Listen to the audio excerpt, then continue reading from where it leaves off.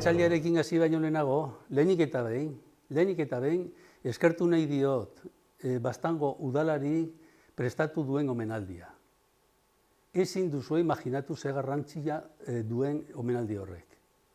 Zeren, ez da bakarrik erratzukoak izateagatik pertsona hauek, baizik eta haiek izan zuten garrantziengatik. Eta berandu ez da inoiz, berandu ez da izaten, baina nahiko berandu egiten da, eta ez da gure errua izan. Eta hori jakin behar da.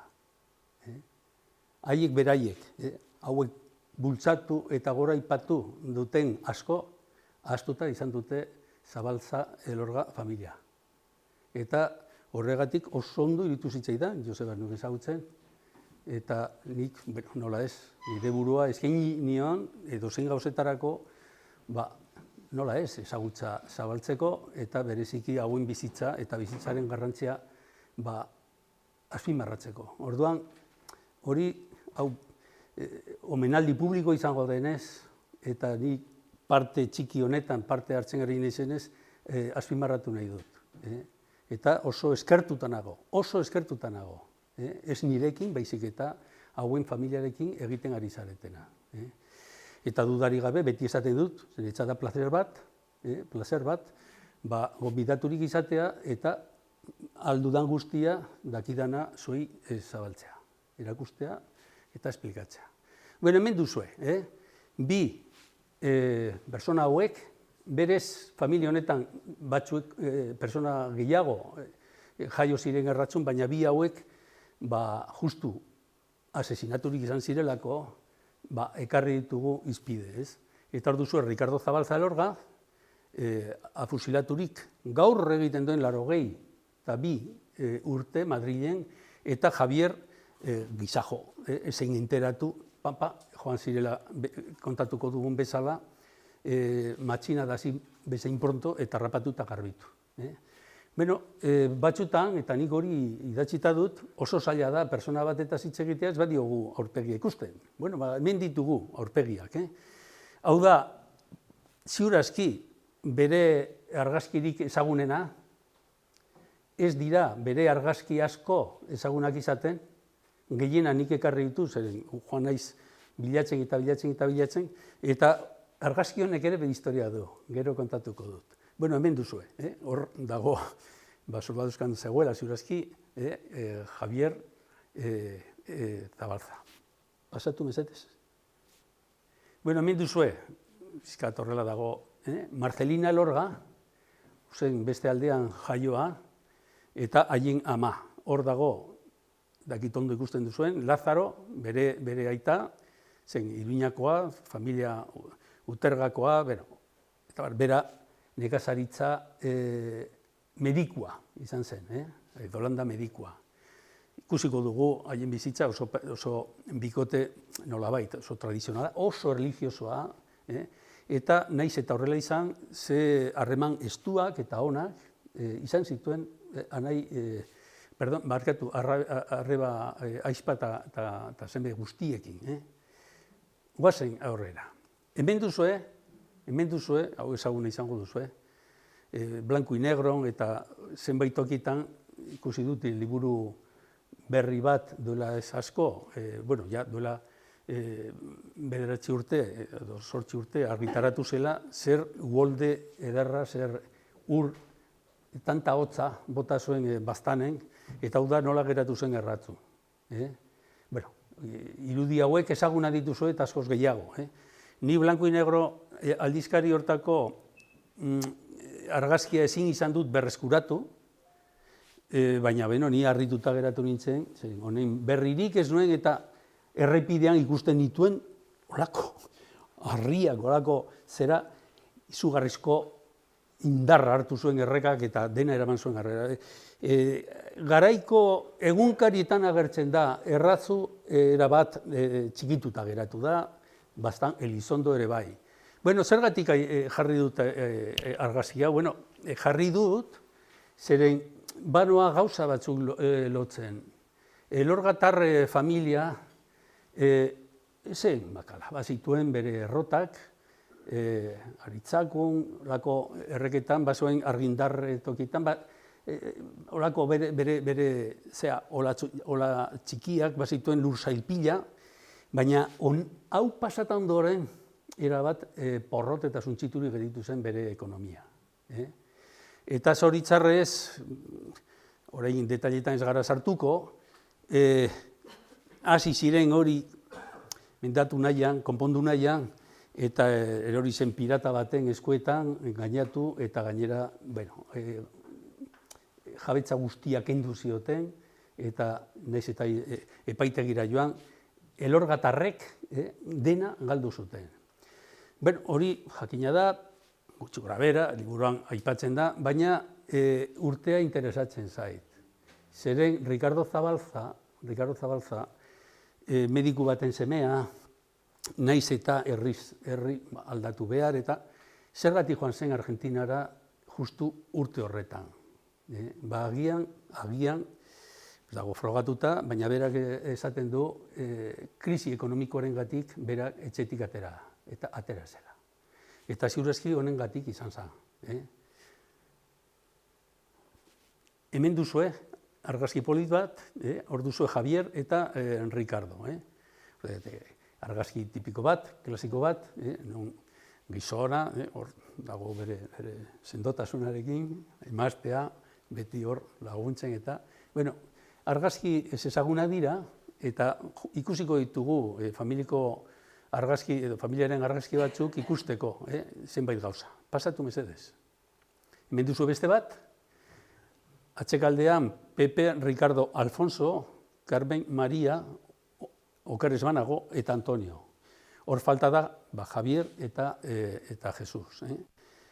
Ricardo esan zuen behin, 10 seme, anai arreba izan zirela, baina ziurazki horietako 2 hil ziren oso goiz, eta horren berririk ez dugu. Bueno, hor ditugu. Eta Argentinara doa. Argentinara doa 15 urtekin. Eta iristen da 13ko bukaeran. Oso bidai txarra izan zuen, bera bakarrik joaten zen, gaixo jarri zen, pentsatzen zuen ezela iritsiko, eta iritsi zirenean, Buenos Airesera, paperak kaian, barkatu itsasontzian geratu ziren, eta ez zutela, ez da konsuladuan, ez ziotela baimenik ematen aurrera joateko. Eta pena eman zion, horango funtzionari bati, eta horren bidez ospital batetara eraman zuen, eta bar. Eta ja, joan zen Katxarin, oso herri txikia da, gaur egun ere, 3.500 biztanle, izango ditu gutxi gorabehera, Elizondo antzeko. Eta joan zen gara bere aideekin. Honetaz oso gutxi dakigu. Gutxi, baina zerbait dakigula. Aide horiek, ziurazki osaba izabak, Elorgarren adarratik, etorriak, haie zuten bere negozioak, Argentinan zonalde honetan badago, merkatagintzaldetik, negozio handiak, ikusiko dugun bezala, eta egon zen haiekin lan egiten eta bizitzen. Eta, ez dago dokumenturik, baina badirudi, oso lan baldintzat txarretan bizitzela, hor apuntatu dut, Katxarin ailegatu bezain pronto, izan dugu, lagun batzuek lagundu zidatela, liburutegi herrikoia, hor deitzen dira denak liburutegi herrikoiak, liburutegi publikoak, hor bultzatuta, berak bultzatuta, lortu zuela liburutegi publiko bat izatea. Dokumenturik ez izan, baina orain interneten bidez, basartu nintzen eta horrela agertzen da. Saiatu naiz, haiekin harremanetan jartzen eta oraindik ez didate dokumenturik bidali, baina hor agertzen da.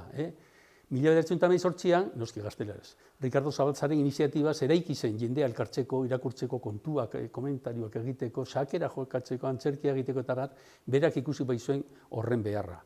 Horrelako dira, Argentinako eraikin publikoa, ez pentsatu, eta herri txiki batetan, horrela da, gaur egun horrela da. Pasatu, mesedez. Eta hau da, barnetik, oso, interneten ikusten da oso argazki txikia, eta ala nola konturatzen naiz argazki horretaz. Eta argazki hori da hasieran ikusi duguna, eta askotan errepikaturik izan zana. Eta berak erabili zuen ere, bere familiari, beraren berri emateko erabili zuen argazkia. Hor duzue, kriston, domin horretan sartuta, eta hor dugu, 20 urterekin liburutegi publiko bat berak eraikizuela.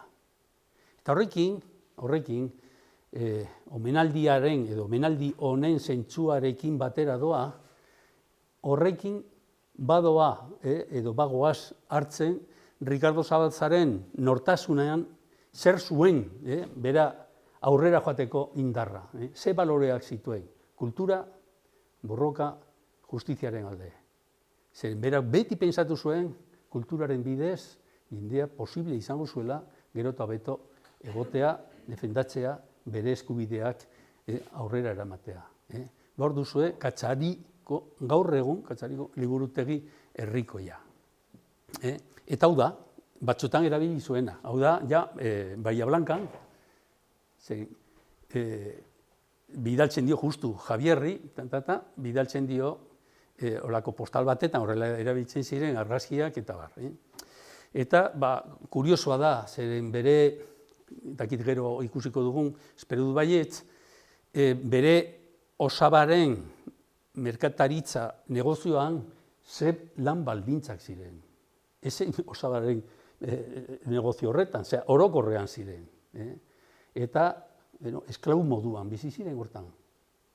Langileak hor bizi ziren, eta atea izten zenean, ateratzen zituzten koltsoiak lo egiten zuten, zuten igandeko jairik horrela zen, eta noski, goizeko 7:00 gaueko 10:00 arte 4 pesoen truke. Eta bera ja, horren kontra joan zen, familiarki beti esan da zurrumurru hori ez da dokumentatuta, baina, familiak badaki zer esaten duen kasu honetan, eta ospagin zuen, eta familiarekin baita utzi, ez plantxarrean, zeren gero bultatu zen, gurtzera, baina joan zen. Eta nora joan zen, Bahia Blancara. Bahia Blancan egon zen lanean, lehenengo gremion edo sindikatuen munduan sartu. Orduan, lehen 21 urteekin, sindikalista bihurtu zen. Gremioa gaur egun, Argentinan da sindikatua.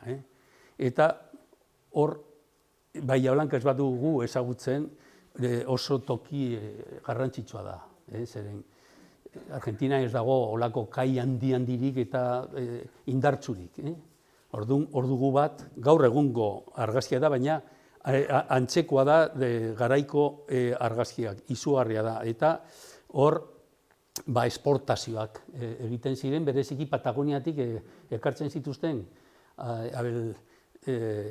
aberein larruak eta produktuak, eta gero pampa ezetuko nekazaritza produktuak. Izugarria da. Eta bera kontatzen du bere ohartzoetan, nola egon zen hor lanean, garia deskargatzen eta, hautsez beteta orduak izugarrizko lana izan zen. Hori guztia batu behar diogu bere eskarmentu berri honi. Zergatik honen ondorioz, berak langile klase kontzientzia sendo bat hartu zuen, bere esperientziarekin. Eta hor, jarri dut, Ezekiel Crisol, duela 8 urte hil zen, iaia 86 urte zituela, eta bere izan zen justu merkataritzako langileen sindikatuko persona garrantzitsu bat. Eta oraindik elkarrizketaturik izan zen. Eta Ricardo Zabalzaz galdetu zioten, Bahia Blancan. Eta bera esaten zuen, makina izugarria zela lanean. Lanean esan nahi dut, sindikatuan. Mitinak ematen, hitzaldiak prestatzen, ekintza kulturalak egiten, bileretan. Haien, ezin izan dut aurkitu orain sindikatu honen egunkaria evoluzion deitzen zen horretan, azken finean pena, anonimos idazten zenez, zitzaielako gustatzen protagonismo hori hartzea, baina bi personen artean egiten zuten. Eta azken finean ikusten duzu non dagoen Ricardoren idazkera.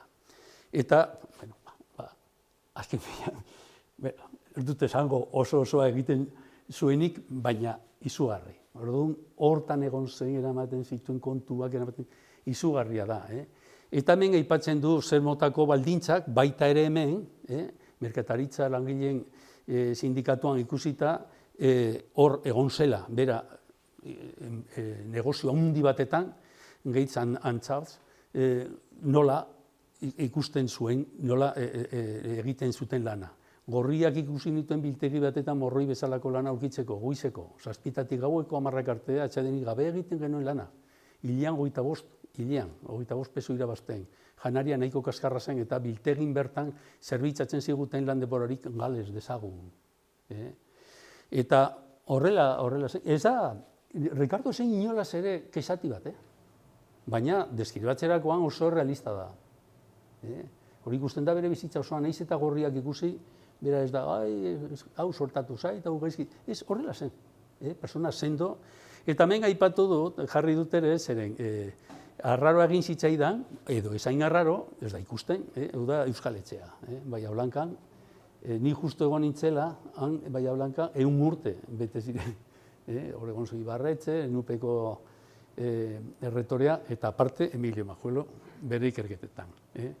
Baina, beno, kuriosoa da, hor, esan nahi dut, Argentinako hirietan, hiri handienetan, garai horretan, olako gutxieneko edo etorkinen talde ezberdinak edo non ziren. Euskaldunak, gallegoak, italiarrak, libanotarrak denetari ziren. Eta bakotxa zuen bere txetxoak. Bueno, hor duzue, kriston pompa eta hori jarrita. Eta hemen duzue, ez baduzu ezagutzen, punta alta, nola dagoen hor kokatuta, eta hor daude, bere, ez da ondo ikusten, nik gutxinez, hemendik ez dut ondo ikusten, baina hor daude bere kai handienak. Hor egon zen sindikatu horretan afiliaturik, batzutan ere bere ekintzetan, eta urtemugetan hitz egin nuen sindikagintzako antolakuntza langileen hezitzaile eta defendatzailearen balorea beti goraipatzen. Zen eta hau izan da nire bizitza osoan mantendu egin dudan ideiari funtsezkoena.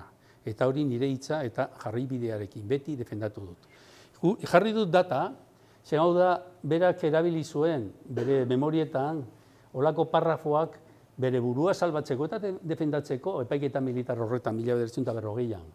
Eta berak ez ditu detaile guztiak kontatzen hor egin zuenaz, baina nik uste oso garbi dagoela.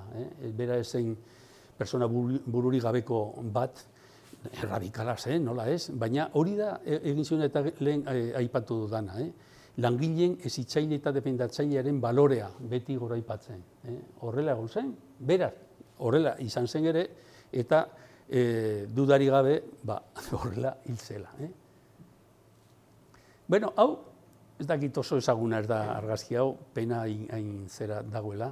Hor duzue, eskuinaldean, Ricardo Zabalza, ja, esperientzia horrekin bukatu zuenean, maizu, izan zen, hori zen bere asmoa ere, kultura, beti liburuekin, ez dugu denborarik izan, hor jartzeko zenbat poesia eta olerkari idatzi zuen, eta hor aipatzen da Euskal Herria, aipatzen da bere herria, bere goraitzapena, bere baloreak, bere kritikak, eta azkenean sartu zen eskola batetan.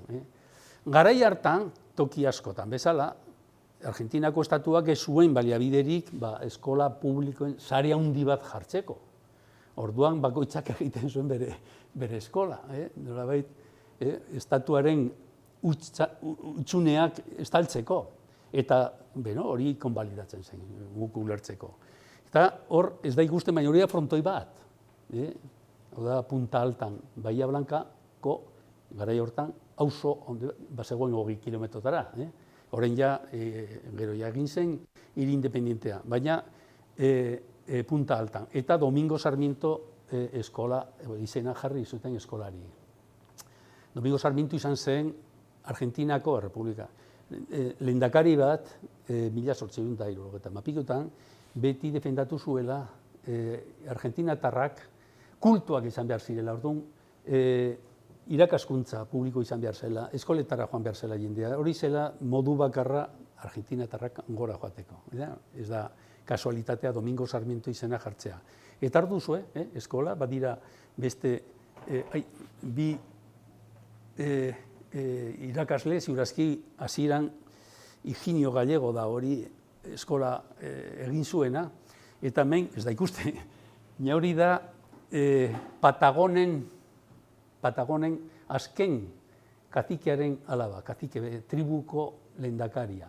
Zeren, hori da beste gauza bat, argentinatarrek astu dute nola egin zen Argentina. Horiek ere izan zutela bere Far West, eta txikitu zituzten bertakoak. Eta horietakoak ziren justu Patagonak. Bueno, hor geratzen zen horietako bat. Hau polita da, ni egon nintzen Punta Altan, eta oraindik bere hor agian daude. Bere ikasle batzuk biziri zirela elkartu ginen Punta Altako udaletxean, eta oraindik miresten zuten Ricardo Zabalza. Naiz eta gazte-gaztiak izan. Eta atera zuten argazki, eta mesede zuk eraman, eta, bueno, nire naiz bildumatzaile, ez da? Baina eman zidaten, eta justu hor ikusten da, Ricardo Zabalza bere saltzan, kultura zabaltzen, bere metodo gaur egun, esango genuke normalak, garai hartan ez ziren hain ohikoak, naturarekin bat egiten, neskak eta mutilak izaten, pentsamendu aldetik oso librea, ez ortodoxiarik, ez da bar, eta bar. Eta hemen ikusteko nolakoa zet, eskola hor ateratzen dira, eta horrela zen Punta Alta, horrela da Argentina nola baita. Ikusi behar dugu hiri hauek horizontalki, ez daude hain, orain zenbait tokitan bai. Baina bero, hor kokatzen da. Eta hor Punta Altan egon da, bai, eskolako irakasle, maizu, gero Higinio Gallego joan zen eta bera izan zen zuzendari. Eta geratu zen 23tik gutxi gora bera, 29 arte zuzendari.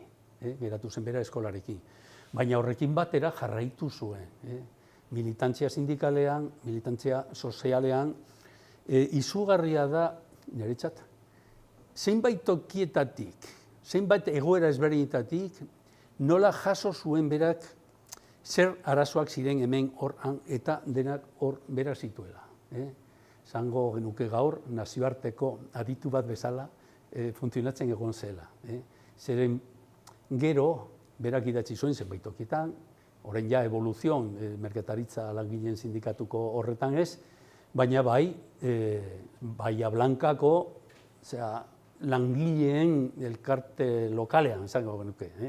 Eta hor zegoen el proletario, zenbait egunkari. Baina bera bakarrik bultzatu zuen errebista hau.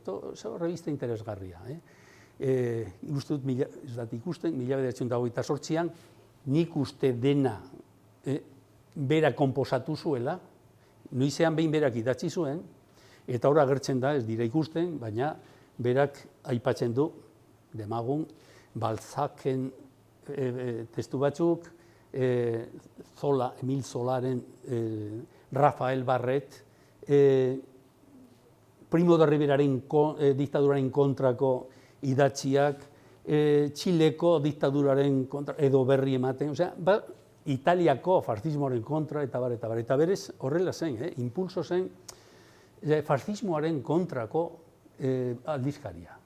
Eta justu ateratzen da, Estatu Batuetan Sacco eta Vanzetti epaiketa hori izan ta ondoren. Eskandalu handi izan zen, anarkista hauek frogarik gabe, alkatu zituzten, eta bar, eta bar. Eta bera egon zen mitinak ematen, oraindik urte desente beranduago oroitzen ziren Zabalza, Ricardo, zenbait tokitatik ibili zela horretaz hitz egiten eta Sacco eta Vanzettiren egoera eta malez sententziaren betetzea horrein kontra. Eta hor duzue. Eta zergatik esaten dut berak iaia dena berak bakarrik egin zuela. Gero, ikusiko dugun bezala, 29an, peninsula etortzen denan ja impulso aldizkaria desagertzen dela. Baina bero oso interesgarria da, bere interes intelektualak ikusteko. Eta nola hor toki guztietako informazioa jasotzen zuela, informaturi zegoela. Errusia, Iraultzaz, Alemania, hor interesgarria da. Bueno, peninsulara etortzen da. Bapatean, 29an etortzen da, aspalditik familiarekin egon gabe, beti bere amarekin, aitarekin, Marcelinarekin, bueno, zeraman ja 6 urte, etorri gabe. Eta etortzen da 29an, eta badira hor hilabete batzuk ez dakigula nondik ibili zen. Baina 30an ja kokatzen da. Bueno, hemen badira zenbait gauza, gehiegi luzatzen zaharren. Alde batetik, etortzen da, eta bere anaiak, Javier eta Jose, Pepe, Madrid utzi behar dute. Javier gaixori dago, eta orduan, bere gaixotasunarako, haize fresko duen hiri batetara joan behar da, Jakara. Eta hor, odontologoak direnez, familian orain arte badago saga bat, asko odontologoak izan direla, eta joan ziren Jakara. Kasualitatez, ondoan Burgin bizi ziren gurasoak. Zen Lazaro ara eramana izan zen. Orduan, esango genuke, bizitza familiarra oso hurbil zuela. Bera etorri zen, berak esaten du, bere irabazitako diru guztiarekin, eta dena utzi ziren. Bere anaiei hortz klinika on bat jartzeko Jakan. Baina Jakan, deno dakigun bezala, 1930an, altzamendu bat izan zen, matxinada bat izan zen. Eta matxinada, badakigu, hiritar eta militar batzuen artean, egindakoa, justu Primo de Riveraren diktadura bertan bera usteko. Diktaduraren kontrako mugimendu bat.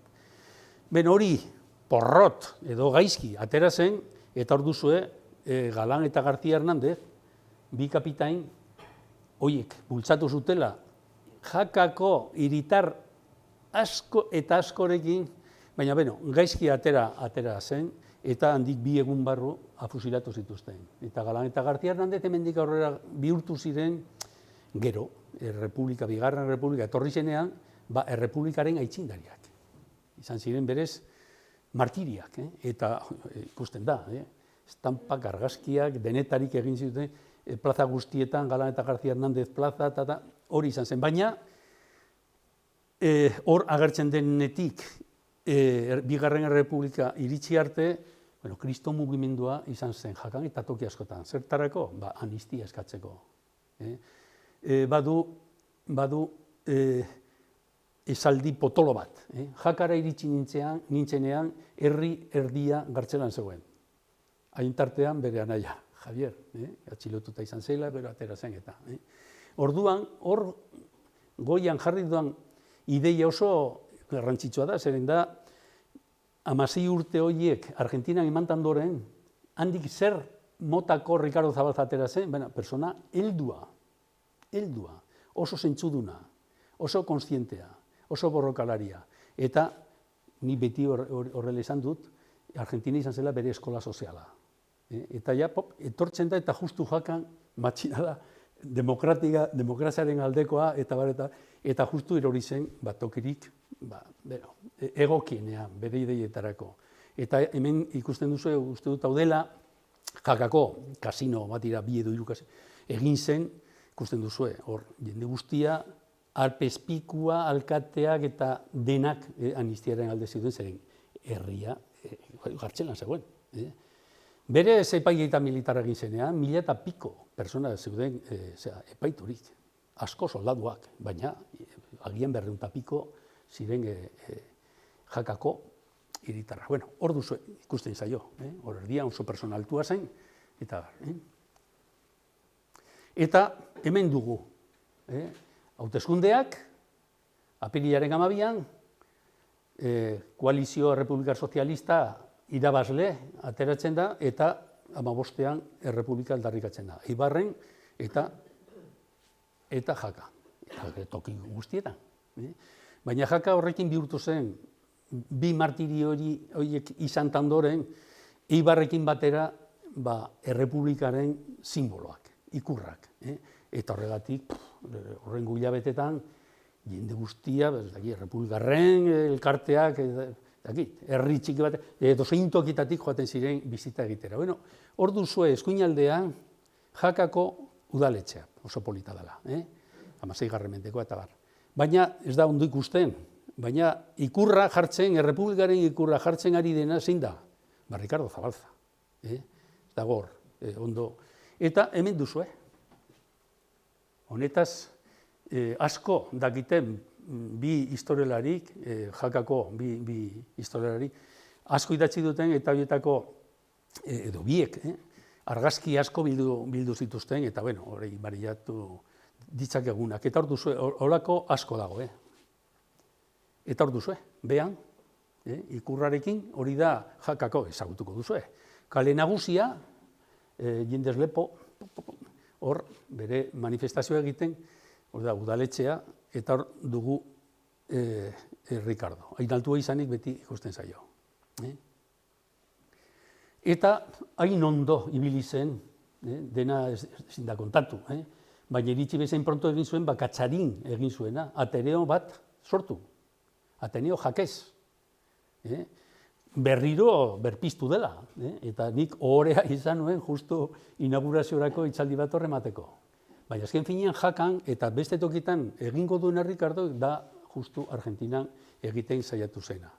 Bueno, 32ko Iruñatik deitzen dute, beti harreman estuak, legusuak, familia eta harreman asko zuten, eta, bueno, ezin da irakurri, baina hau da UGT-ko astekaria, Nafarroako UGT-ren astekaria, eta, bueno, ja pizka bat horrela sartuta ikusten duzu hau idatzi du Ricardo Zabalzak. Bere argudioengatik ez da inolaz ere erretorikoa, naiz eta arazoak izan honekin bestearekin, eskuindarrekin, aitpunekin bestearekin, berdin da, bera oso sendo idazten du. Zoritxarrez, ez da sinatzen normalean. Hor dago. Zergatik jarri dut? Baita ere hemen, Miguel Escobarrekin batera, Gregorio Velascoarekin batera, berak astekaria egiten zuela. Ez dena idazten, baina dena kontrolatzen. Gregorio Velasco, hil zen, esaten zidan. Noizean ben ateratzen zuen, berak esaten zuen, artikulazo bat, eta egia da, oso interesgarria. Eta horrekin batera, Nafarrotik zehar nola antolatu zen sozialismo eta UGT? Modu zume batez, erosin zuen federazioak, UGT-ko sindikatuak, auto bat, eta asteburuetan joaten ziren herri-zerri. Goizean, bi herritan, bi eta bi, arratsaldean beste bi herritan, bi eta bi, eta normalean horiek ziren, iaia beti. Juli Alvarez, ezagutzen dugu, maizua, alesbezko maizua, persona interesgarria, oso, badu bere biografia. Ricardoren lagun mina, gero ere federakuntza langileen sindikatuko abokatua izan zen, eta gero diputatua izan zen, 36an. Izan zen, justu Madril probintziako 36an diputatua, eta beranduago Ciudad Real probintziako gobernadore zibila. Tiburcio Sakar, afusilaturik izan zela, Ricardo Zabalza, eta falta da laugarrena, Corpus Dorronsoro. Bueno, ikusten bat duzu, hauek esaten zuten, urrengo mitinak, larun batean, toki honetan, beste honetan, eta Elizondon egon zen. Ezin izan dut harrapatu justu eguna, orain. Ez dut aztirik izan, baina berdin da. Baina hemendik ibiltzen zen, uste dut zandueta batekin, Oronot Mugaireko batekin, eta Regino Osez. Oso lagunak izan zirela Donestebekoa. Regino Osez ere denetarik, honek denetarik izan zuen. Bueno, baina esan nahi dut honekin, sozialismoaren antolakuntza, eta antolakuntza horretan, jende asko zegoen, dudarik gabe, baina Ricardo izan zen funtseskoa. Gainera, badakizue, mitinetan edo nor parte har dezake, edo zezake. Eta orduan, ni hitz egiten ari naiz, baina etortzen da, imaginatu, PSOEkoa naizera, agertzen da zeneteko bat, eta orain nik hitz egin nahi dut, horrela, askotan egiten zen hori, eta batzutan horrekin batera gauza berotzen ziren, eta nik hitz egin nuen jende guztiarekin esaten zidaten, inork ez zion Ricardo Zabalzari hitza moztu, eta bere kontra hor atera. Ez dugu gauzak bere tokitik atera behar, baina sendotasuna markatzen zuen. Eta lehen baileen, non sartu nekazaritza auzoetan, nekazaritza auzian. Lurjabetza handia, lurjabetzaren banaketaren injustoan, eta bereziki hemen Nafarroan herriko lurran edo komunalak eta hemen deitzen diren korralizan. Eta bera izan zen ja 33-rako, Nafarroako UGT-ko federazio ezberdinak direla, baina dudarik gabe garrantzitsuena zen jornaleroen sindikatua. Eta hortan ja idazkari orokorra izendatu zuten. Eta zenbait gauza egin zuten, lurrak batzutan simbolikoki okupatu gauzat eta bar.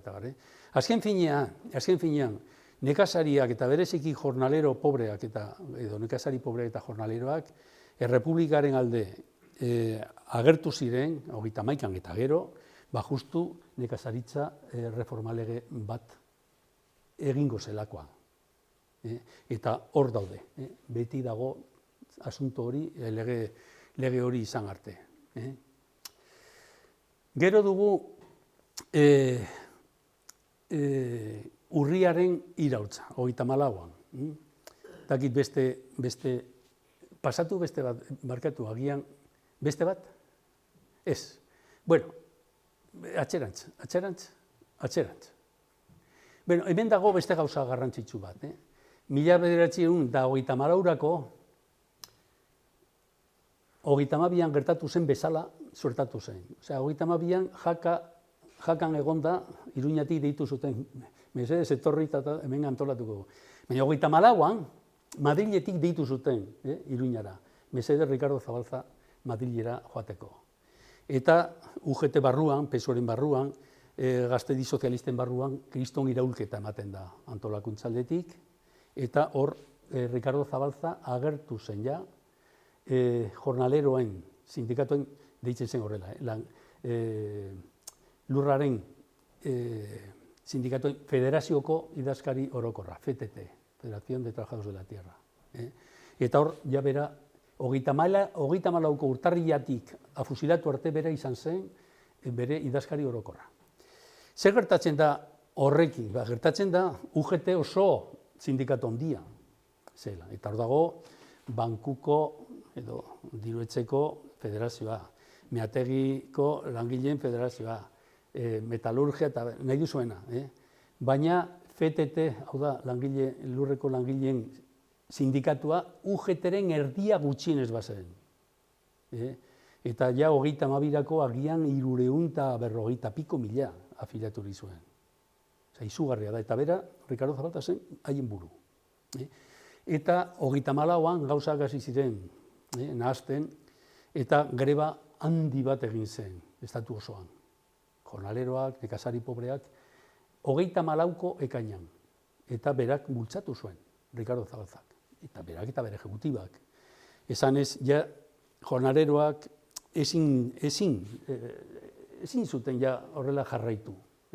Hasieran Errepublikarekin igo ziren bere lan baldintzak hobetzen, baina hauteskundeak galduta ondoren Republikar Sozialistek 33an justu kontrakoa suertatu zen. Orduan, deklaratu, aitortu zuten greba bat, eta izugarri izan zen. Kalkulatzen da, estatuan 800 herrietan egin zela. Noski, imaginatu, Ourensen edo Palentzian ez, baina Badajozen, Sevillan, Almerian, Ciudad Realen, eta Nafarroan ia 50 herrietan greba izan zen. Hori da, lehenengo aldiz, jornaleroen sindikatuak modu orokorrean antolatzen eta egiten duten greba bat. Gaizki atera zen, represio bortitza izan zen, desantolatu zuten FTT, sindikatu hori, jende pila gartzelan egon zen, kalkulatzen da 6.000 atxiloturi izan zirela, eta gero, justu, pasatu orain barkatu, suertatu zen urriaren iraultza. 34ko irautzaren urria. Urriaren iraultza. Beno, ez gara sartuko zertan izan zen, PSOE, UGT, Juventud Sozialistak, eta esan zuten, beno, eskuindarrak sartzen baziren gobernuan haiek ekidituko zutela hori. Eta, beno, hor sartu ziren greba orokor bat. Zenbait tokietan, bereziki Asturiasen, greba iraultzaile izan zen, eta, bueno, denetari izan zen. Azken finean, UGT galdu, PSOE galdu, eta eskuindarrek aprobetxatu zuten Ezkertiarra Republikar desantolatzeko. Baina interesgarria da, zeren 34an, hor Zabalza, UGT ere, bi harimen artean zegoen. Adibidez, nekazariekin egon zen greban, baina gero urrian, nekazarien greba, jornaleroen greba, porrota eginta ondoren ez zuten indar askorik eman, gero urriaren greba iraultzailean parte hartzeko. Denetarik esan zioten Zabalzari honengatik. Esan ez, zuregatik edo zure sindikatuarengatik ez da ondo atera urriarena. Baina pelikula ezberdina da nire ustez. Ez dute gehiegi honetaz, sartu nahi, baina ezberdina da. Zeren, inorek ezekien iraultza hori eman behar zen gala ez, eskuindarrak gobernuan sartuko ziren gala ez, eta Zabaltzak, eta hori da garrantzitsuena, ikusten ari zen bere oinarri sozialetan gertatzen ari zena. Berriro soldata miseroak, berriro gozea, berriro jornaleroen sindikatuetako kontratuak eta bertan bera gelditzen ari ziren. Orduan, hau ezin da baztertu, gu bagoaz grebara. Gaizki atera zitzaien, eta gero, izango genuke, beranduago esaten zioten, beno, hau gaizki atera zaigu, pixka bat, laguntza gutxiegi. Zabaltzak izuen ezer esan, baina esan zezaken justu bera baina kontrakoa. Jornaleroen greba orokor hori gaizki atera zen, hirietako industri sindikatuak gure alde ez direlako jarri.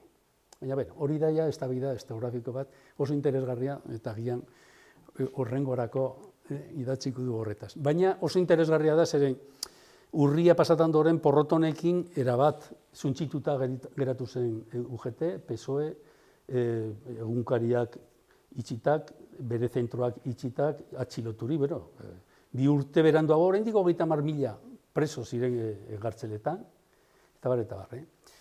Bera preso egon zen, atera zen Madriletik, jakatik, eta beste aldera joan zen. Baina lagin megi demokrata hartu zuen eta Espainiako poliziaren eskuetan utzi zuen. Ikusten duzu, ze gauzak. Eta hor egon zen gartzelan, baina atera zen nahiko goiz. Eta ja 35ean eta 35etik aurrera jarraitu zuen gauzak antolatzen. Hemen duzue, bere ejekutiba eta UGTko ejekutibako kideekin gartzelan oso argazki txarra da, hor duzue, eskuinaldea. Pasa? Eta ja iristen gara 36ko hauteskunde orokorretara. Fronte Popularreko, deitzen diren, Fronte Popularreko hauteskundeetan. Haiek garaiek atera ziren, Errepublikarrak eta Sozialistak, eta hor duzue karneta, ez da justu garai horretakoa, pizkat beranduagoko da, eta hor agertzen da, zeren Ricardo Zabalza Badajozeko diputatua hautaturik izan zen.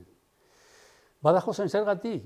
Justu hor, Espainiako provintzien artean, jornaleroen eta nekazaritza auziarik alderik gogorrena dela. Eta UGT kriston indarra zuen, eta hortik ibiltzen zen aspalditik Zabalza gauzak egiten. Margarita Nelkenekin batera, hemen ez dugu aipatu, oso laguna zuen Margarita Nelken diputatua izan zela 31, 33, 36an, eta hor probintzi gatazkatsu honetan hor egon zen.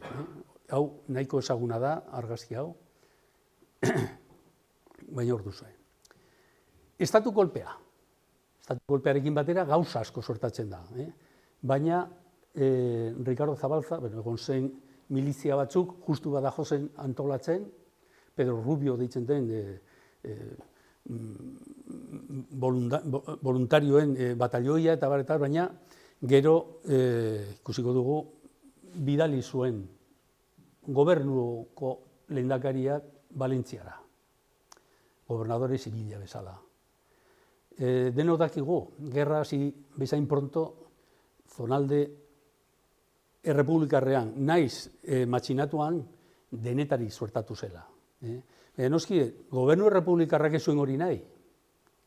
Ez zuen honork bere kabuz, bere mendekuak, bere hilketak, bere paseoak egitea. Eta hori suertatzen gaitzen toki askotan, agintartean Valentzia. Eta Ricardo bidali zuen Largo Caballero justu egoera hori lasaitzeko eta kontrolpean izateko. Baina ere interesatzen zait ezagutzen ez den alderdi bat edo aspektu bat, eta da bera oso garbi zuen, gerra irabazteko fronteak eta hiriburuak bereziki ondo horniturik izan behar zirela. Eta orduan hasi zen kriston mugimenduak. Bera esaten duenen da, bera eta bere ejekutiba eta bere sindikatuak. Egiten, justu kolektibizazioaren alde, zenbait tokitan egin zirela, eta baita ere kooperatibismoaren alde. Herri batetan, kolektibizazio bat sortzen zen, baina gian batzuk, ziren sartzen, ez zutelako hortan sartu nahi, baina bai kooperatiban sartuko zirela denak. Gauzak aman komunean erosteko eta gauza funtzionatzeko, baina berak oso garbi zuen hornikuntzaren asuntoa. Bestela, soldaduek ez badute jatekorik, akabo, eta hiriburuetan langileek bere gauzak egiteko, eta berak asmatu zuen, bere ejekutibarekin, bere sindikatua justu aldizkari hau, deitzen dela kolektibismoa. Badira zenbaki asko, eta hemen informazio teknikoa ematen da, baita ere, arazo sozialetaz ere bai, eta oso interesgarria iruditzen zait, ikusteko gerra garaian, ez frontetan, baizik eta retaguardian, ze motako bizitza ematen ari zen. Eta hemen gauza bera, argazki hauek ez dira oso adierazgarriak, baina kooperatibismoaren sarea izugarri izan zen, gau ez dago ikertuta. Eta nik uste dut zaila dela, iruditzen zait dokumentazioa galdu dela, edo galdu delako. Baina bere egunkaritan agertzen da, el obrero de la tierra ditzen zen horretan, agertzen dira datuak, eta kristona izan zen. Imaginatu gerrak, gero produktu horiek, dibisak, dibidez Valentzian egonda, laranjak esportatzeko, arazo asko dago, egoera horretan, nazioarteko egoera horretan, baina saiatu ziren gerra bukatu arte. Eta baita ere, hori zen, alde republikarrean zenbait tokitan hasi zen mugimendu irautzailea, kolektibizazioa, tarregizer, baina zer gertatzen da matxinatuen zonaldea, errepresio bortitza, hori oso ondo dakigu Nafarroa. Eta Jakan, eta Gaztelan, eta Galizan, hor ez egon gerrarik, haiek ez zuten pentsatzen. Gerran parte hartzagatik zu errepresaliatu ez, zu 34ko greban parte hartu zenuen, basoaz. 36ko hauteskundeetan interventore izan zarela, ja hori delitu bada. Edo bestela asmatzen zen. Orduan kriston errepresio izan zen. Eta hemen hartu dut, hori ikusten da. Leireko Mendizerra, atzean, herri hau orain utzik dagoela, esko, eta hemen ez da ikusten, baina imaginazioarekin bai, hemen dago Iesako urtegia, hor dago Aragoia. Eta justu zonalde honetan, suposatzen dugu errepide ondoan, hor afusilatu zuten Javier Zabalza Elorga. Nik sorte izan nuen Burgin. Burgin oraindik baziren bi persona, bi emakume, Pascualita, maizua izan zana, baina gaztea zela, etortzen zen bainu bat hartzetik, lagun batekin, segun urtegirik, eta igotzean, nabaritu zuten oiuak, ez dakize, eskutatu ziren, eta hori ikusi zuten nola garbitu zuten Javier. Eta hori egintan doren hurbildu ziren, eta hau da, nire herriko medikuaren semea. Horregatik dakigu hor justu izan zela, esko. Baina Javier erratxoarra fusilaturik eta gaur ere omenaldi bat behar zuela. Bueno, hemen berez hartzen dugu bi persona hauek, baina familia oso horrela zan. Gaur esango genuke modernoa, nik izango nuke modernoaren ordez oso ikasmin handia zutela eta bere formakuntza personala zaindu zuten personak. Hau da afizio bat, baina hor eskuinaldean dugu zenbait gauza. Hori ikusten da kuadro handi bat, eskultura bat, eta hemen aparagailu bat, eskultura dago pianoren gainean.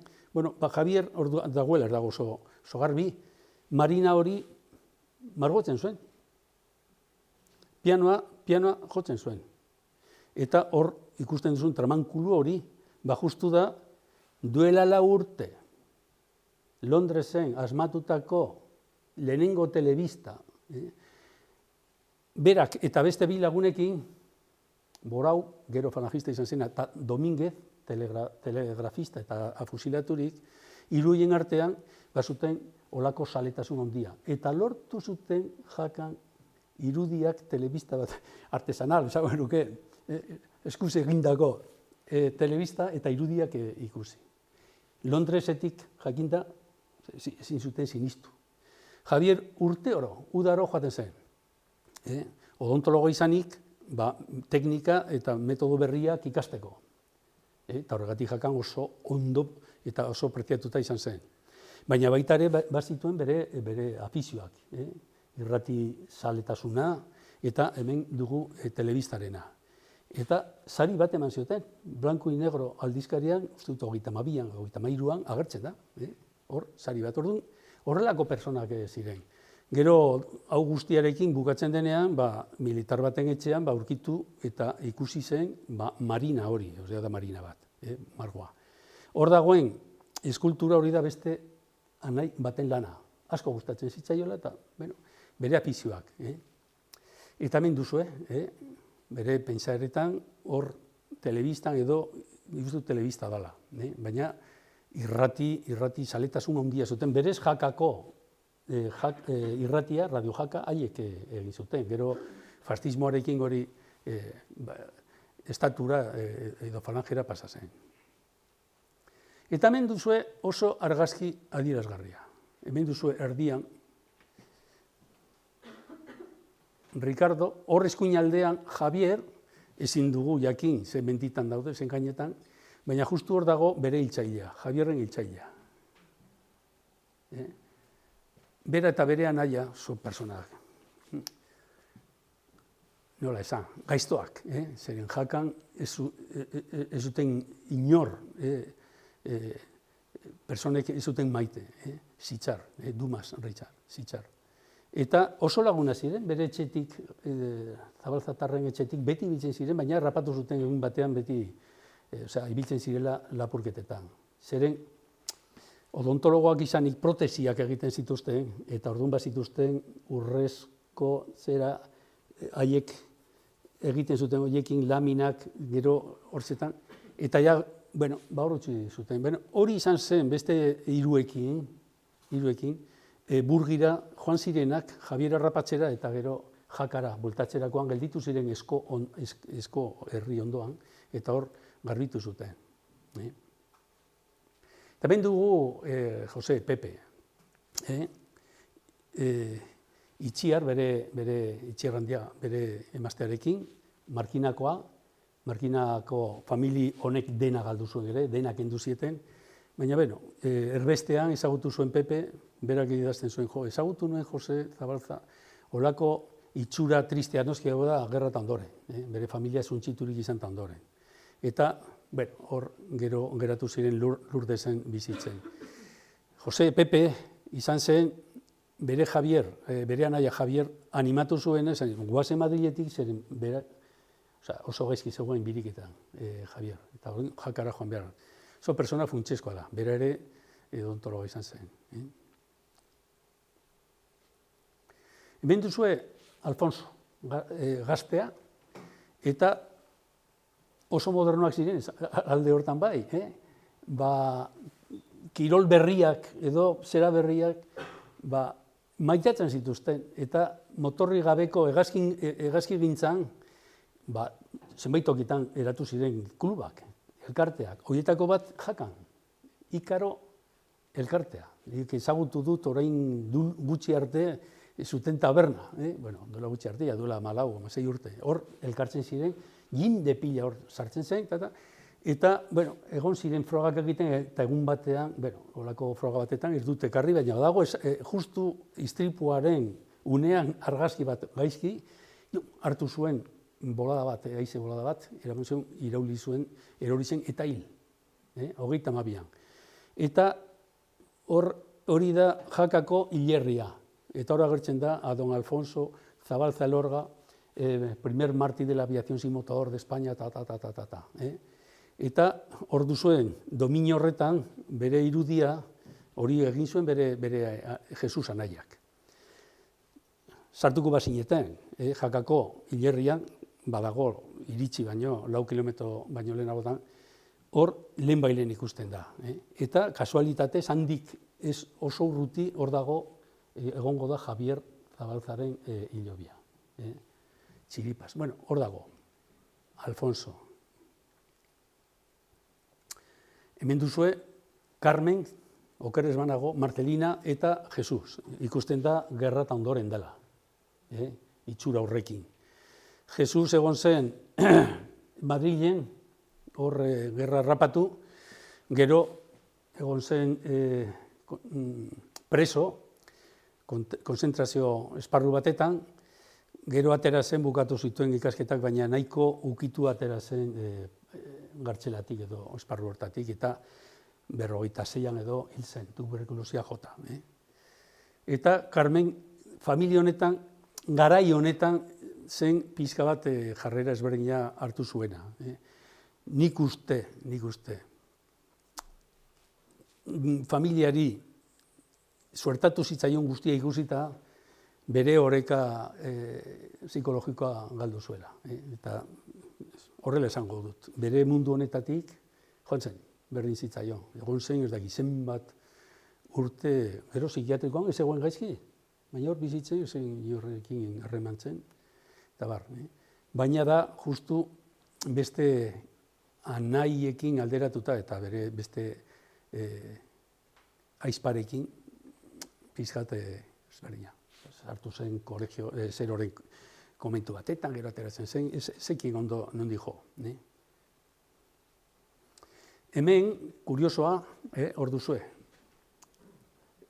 Jesus, hau da oso gauza polita.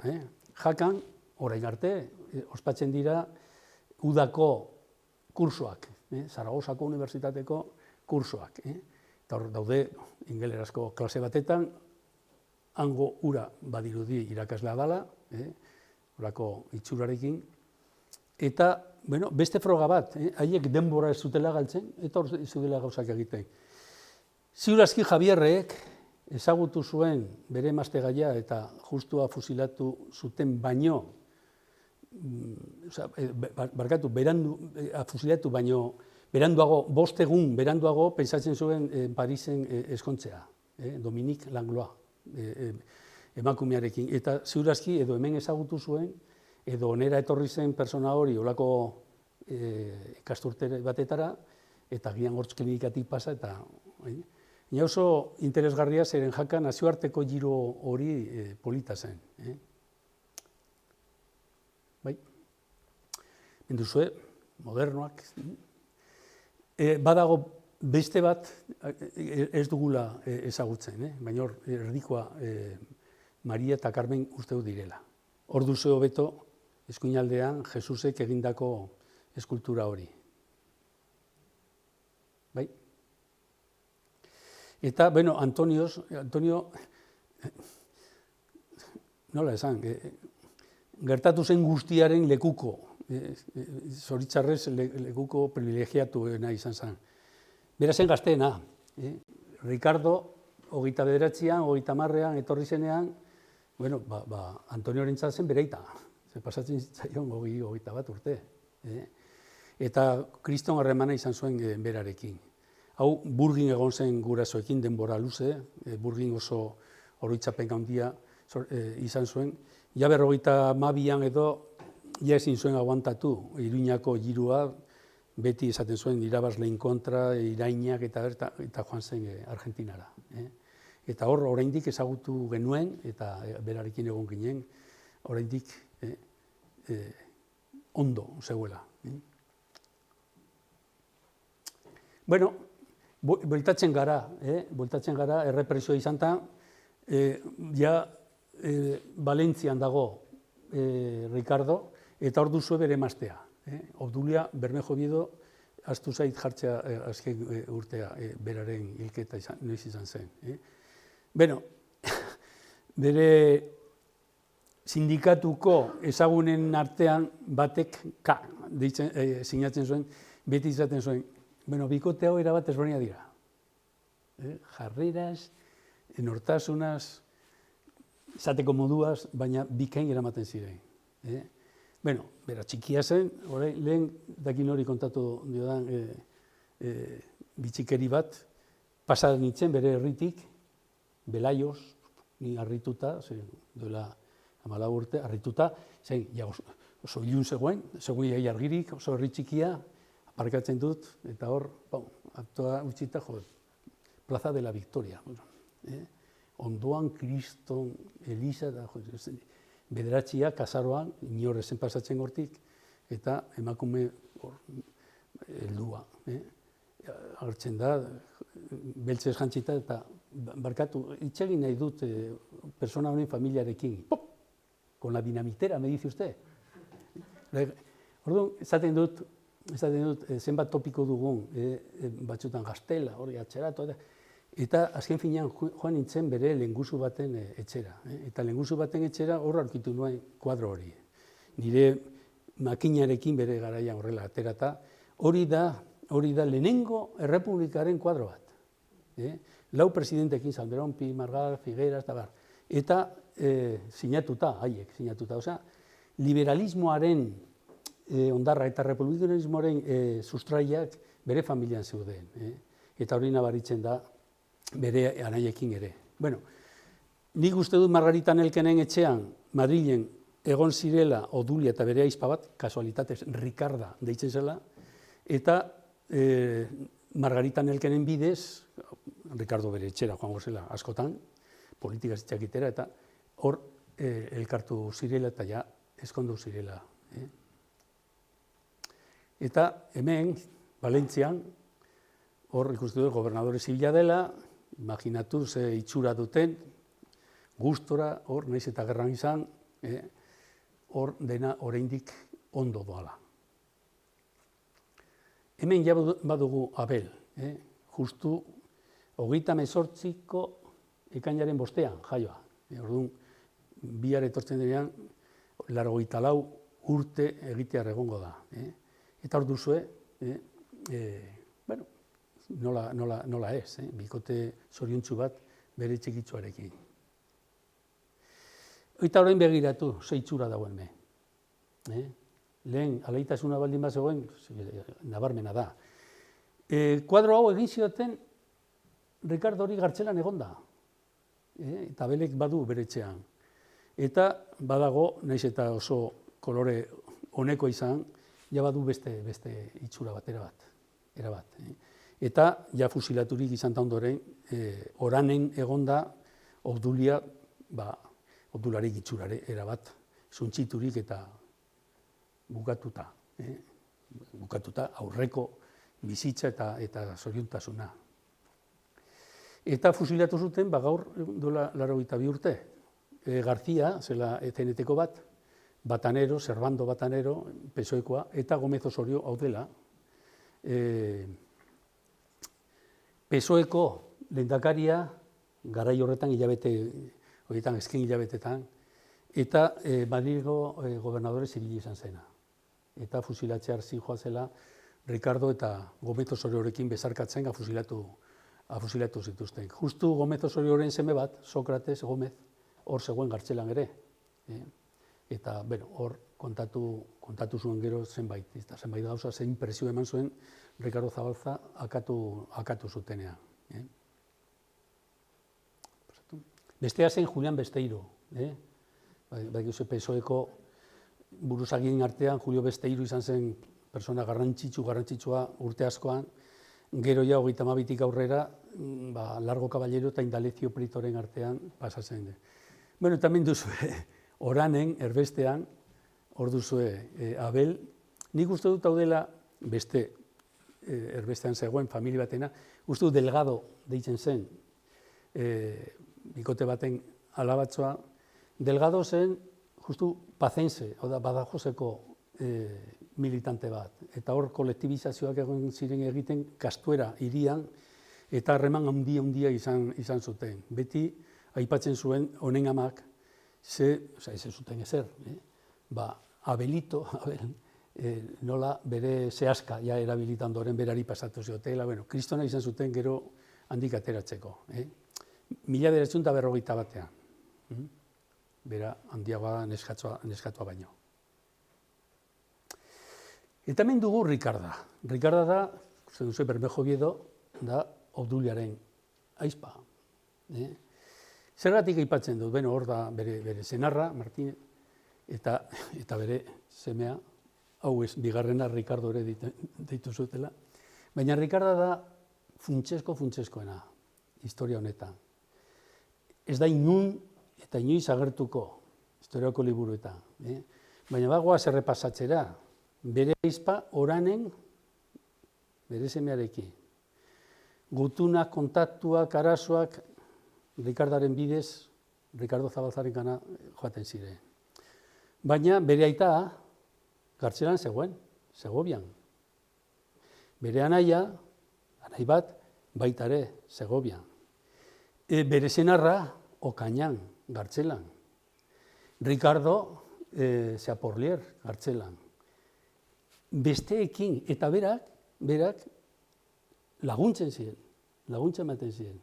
Arropa garbitzen, janaria prestatzen, eramaten, dirurik gabe askotan oinez joaten, eta gero bere lana bazuen egunean zehar. Horako personak, daki, aldare batetan jarri beharko genituzke. Ricardo, beste persona askori gertatu zitzaion bezala, mirestuta zen. Ricardak miresten zuen Ricardora bat, eta denbora osoan. Bere izan zen, familia honetan, nola esango nuke, ardatza, mantentzeko. Orain bidali dutela nire nahi ez dakiz, nire senarra ez dakin ora. Antonio dagoela Portatxelin hor Valentzian militarizaturik ez da, izugarria da.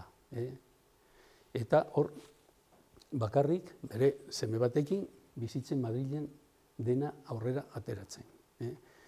Horregatik gau ikertu nuenean, historia ez nuen bukatu nuen izan Ricardoren afusilamenduarekin. Baizik eta gero persona hauek jarraitu zuten bere bizitzan eta nola aurre egin gerraondoko itxusi eta txar horretan. Ricarda. Eta hemen niretzat oso ondo laburbiltzen duen irudia da, oso ezaguna dau. Oda berez oso argazki txikia, baina nahiko ondo ateratzen da, ez hemen. Eta hor dago bere Hispano-Olibetirekin, hau dago Bahia Blancan, idazten artikuluak tokian tokiko langileen federakuntzarako beti hor pentsatzen. Osea, erradikala izan daiteke, irautzailea izan daiteke, zure idei aurrerakoiak izan daiteke, baina mesedez, besoak eta ukondoak mai gainean jarrita. Hori da niretzat berak adierazten duena. Eta nik uste dut hau oso ondo konektatzen duela egingo den omenaldiaren zentzuarekin. Persona honek dena eman zuen justiziaren alde. Eta bere bizitza eta afusilatu zutenean gau horretan ze lasaitasunez idatzi zuen, barra bere Antonio Anaiari, bere gurasoei, Obduliari, bere semetxoari, urte bat erdiko, kriston gutuna bela, eta hor bera erretratatzen du zein den bere balore multzo hori, idazten dio Iruñako lagun bati, jende guztiak eta hiltzen naiz lasai, zen autokatu zait, pentsa dezakegu, dema bat egin dugu, galdu dugu, eta puntu. Baina berdin da, nire ideiak, edo gure ideiak hor egongo dira. Eta hor agertzen da, gustatuko litzaiokela, Baztango gerizpe baten pean hor lasaia geratzea. Beti izan zuen bere Baztan, bere barnean.